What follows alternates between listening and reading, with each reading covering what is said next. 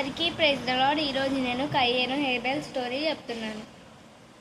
ఆదాము హవ్వలకి 2 కుమారులు పుట్టారు. పెద్దవాడి పేరు కయ్యేను, చిన్నవాడి పేరు హేబేలు.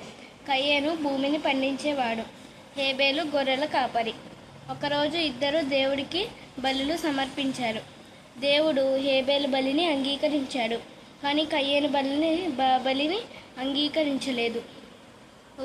కయ్యేను దీనికి చాలా కోపం చెందాడు. దేవుడు అన్నాడు, నువ్వు కూడా మంచిగా చేస్తే నేను కూడా అంగీకరిస్తాను అని అన్నాడు. కానీ కయ్యేనుకి ఇంకా కోపం తగ్గలేదు. ఒకరోజు తన తమ్ముడు హేబేలుని పొలంలోకి తీసుకెళ్ళి చంపేశాడు. దేవుడు అడిగాడు, నీ తమ్ముడు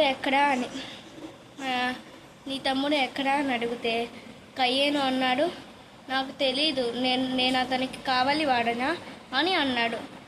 అంటే దేవుడు అన్నాడు, నీ తమ్ముడి రక్తం నేల నుండి నన్ను పిలుస్తుంది అని అన్నాడు. అన్న తర్వాత దేవుడు కయ్యేనుని శిక్షించాడు. అతను ఇంక నుంచి భూమి సరిగ్గా పండించలేడు. కయ్యేనుకి చాలా భయమేసింది ఎవరైనా అతను వచ్చి చంపేస్తారేమో అని. కానీ దేవుడు చంపకుండా అతనికి ఒక గుర్తు పెట్టాడు. ఈ స్టోరీ నుంచి మనం నేర్చుకోవాల్సింది ఏంటంటే అసూయ అసలుకి ఉండకూడదు. శుద్ధమైన హృదయం దేవుడికి ఇష్టం. ఆమేన్.